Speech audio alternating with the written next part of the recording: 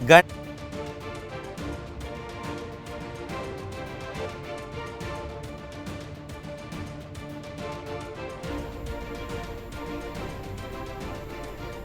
பொதுச் செயலாளர், சட்டமன்ற எதிர்க்கட்சித் தலைவர், தமிழ்நாடு முன்னாள் முதலமைச்சர் புரட்சித் தமிழர் திரு எடப்பாடி கே பழனிசாமி அவர்கள் அறிக்கை ஒன்றை வெளியிட்டுள்ளார். அதனை பார்த்து வருகிறோம்.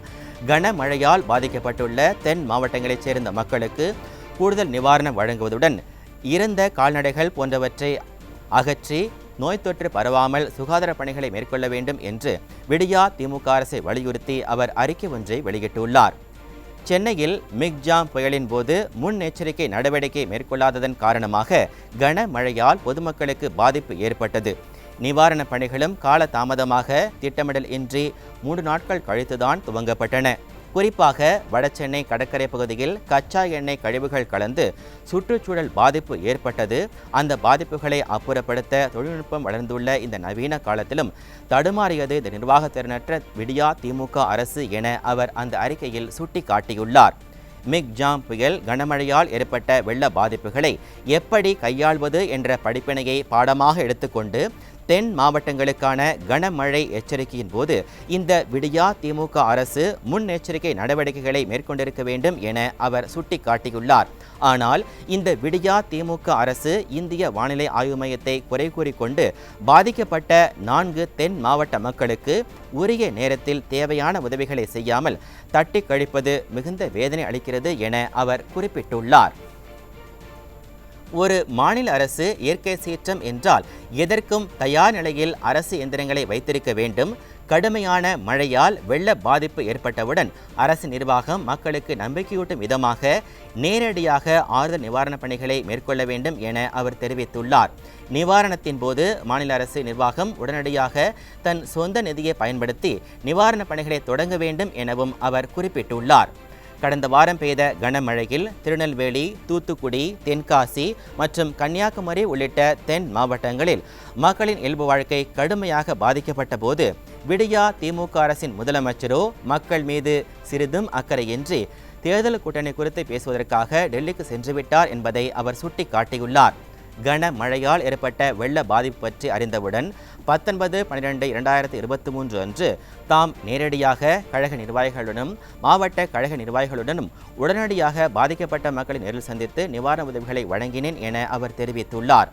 தொடர்ந்து வெள்ளத்தால் பாதிக்கப்பட்ட மக்களுக்கு கழக நிர்வாகிகள் நிவாரணப் பொருட்கள் மற்றும் உணவு ஆகியவற்றை வழங்கிக் கொண்டிருக்கிறார்கள் என்பதையும் அவர் சுட்டிக்காட்டியுள்ளார். தென் மாவட்ட மக்கள் மழை வெள்ளத்தால் தங்களது உடைமைகள் மற்றும் வாகனங்களை இழந்துள்ளனர் என்றும் வியாபாரிகள் கடைகளில் உள்ள விற்பனை பொருட்கள் மற்றும் கணினி மின்சாதன பொருட்கள் என்று அனைத்தையும் இழந்திருக்கிறார்கள் என்பதையும் அவர் சுட்டிக்காட்டியுள்ளார். கனமழையால் நெல், வாழை, வெற்றிலை கொடி போன்ற பயிர்கள் தண்ணீரில் மூழ்கி சேதமடைந்து விவசாயிகள் பெரும் பாதிப்புக்கு உள்ளாகினர். தாங்கள் வளர்த்து வந்த கோழிகள் மற்றும் கால்நடைகளை இழந்துள்ளனர் என்பதையும் அவர் சுட்டிக்காட்டியுள்ளார்.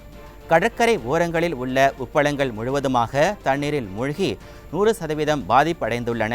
குறிப்பாக தூத்துக்குடி மாவட்டத்தில் ஏரல் முற்றிலுமாக சேதமடைந்துள்ளது. கடைவீதியில் உள்ள கடைகளில் இருந்த யூரியா, காம்ப்ளெக்ஸ் உர மூட்டைகள், அரிசி, நெல் மூட்டைகள் அனைத்தும் வெள்ளத்தில் மூழ்கி சேதமடைந்திருப்பதாகவும் தாலுகா அலுவலகம், பேரூராட்சி அலுவலகம், காவல் நிலையம் உட்பட அரசு அலுவலகங்கள் முழுவதும் வெள்ளத்தால் மூழ்கி ஏரல் நகரமே முழுவதுமாக பாதிக்கப்பட்டுள்ளது என்பதை எடப்பாடி கே பழனிசாமி அவர்கள் சுட்டிக்காட்டியுள்ளார்.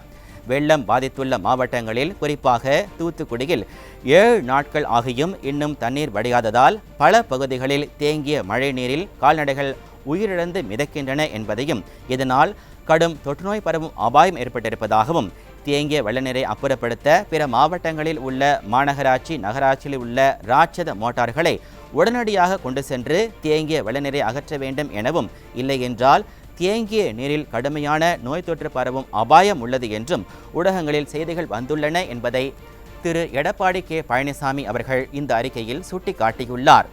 இவ்வாறு கடுமையாக பாதிக்கப்பட்டுள்ள தென் மாவட்ட மக்களுக்கு தற்போது விடியா திமுக அரசு அறிவித்துள்ள 6000 ரூபாய் நிவாரணத் தொகை மிகவும் குறைவாக உள்ளது. எனவே இதனை 15,000 ரூபாயாக உயர்த்தி வழங்க வேண்டும் என அவர் சுட்டிக்காட்டியுள்ளார். மேலும் வெள்ளத்தால் சேதமடைந்த வீடுகள், விளைநிலங்கள், வணிக நிறுவனங்கள், உப்பளங்கள், பாதிக்கப்பட்ட இருசக்கர, 4 சக்கர மற்றும் சரக்கு வாகனங்கள் ஆகியவற்றை கணக்கிட்டு உரியவர்களுக்கு நிவாரணம் அளிப்பதுடன் மீண்டும் அவர்கள் தொழில் தொடங்க வட்டியில்லா கடன் வழங்குமாறும் இந்த விடியா திமுக அரசை வலியுறுத்துகிறேன் என அவர் கேட்டுக்கொண்டுள்ளார். பாதிக்கப்பட்ட மக்களுக்கு அரிசி, பருப்பு போன்ற உணவுப் பொருட்களை நிவாரணமாக வழங்க அரசு கொண்டு வரும் வாகனங்களை மக்கள் ஆங்காங்கே மறித்து பொருட்களை எடுத்துச் செல்லும் நிலைமை உருவாகி இருப்பதாக செய்திகள் தெரிவிக்கின்றன என்பதையும் அவர் சுட்டிக்காட்டியுள்ளார். அதனை தவிர்ப்பதற்கு அரிசி, பருப்பு போன்ற உணவுப் பொருட்களை நிவாரணமாக பாதிக்கப்பட்ட மக்கள் அனைவருக்கும் விடுபடாமல் வழங்க வேண்டும் என்றும் விடியா அரசை அவர் வலியுறுத்துகிறேன் என கேட்டுக்கொண்டுள்ளார். பாதிக்கப்பட்ட பகுதியில் உள்ள குப்பை கழிவுகள், உயிரிழந்த கால்நடைகள் போன்றவற்றை உரிய முறையில் அகற்றி நோய் தொற்று பரவாமல் இருப்பதற்கு ஆங்காங்கே சிறப்பு மருத்துவ முகாம்களை நடத்தி சுகாதார பணிகளை உடனடியாக துவங்கிட இந்த விடியா திமுக அரசை வலியுறுத்துகிறேன் எனவும் முன்னாள் முதலமைச்சர் எடப்பாடி கே. பழனிசாமி தமது அறிக்கையில் கேட்டுக்கொண்டுள்ளார்.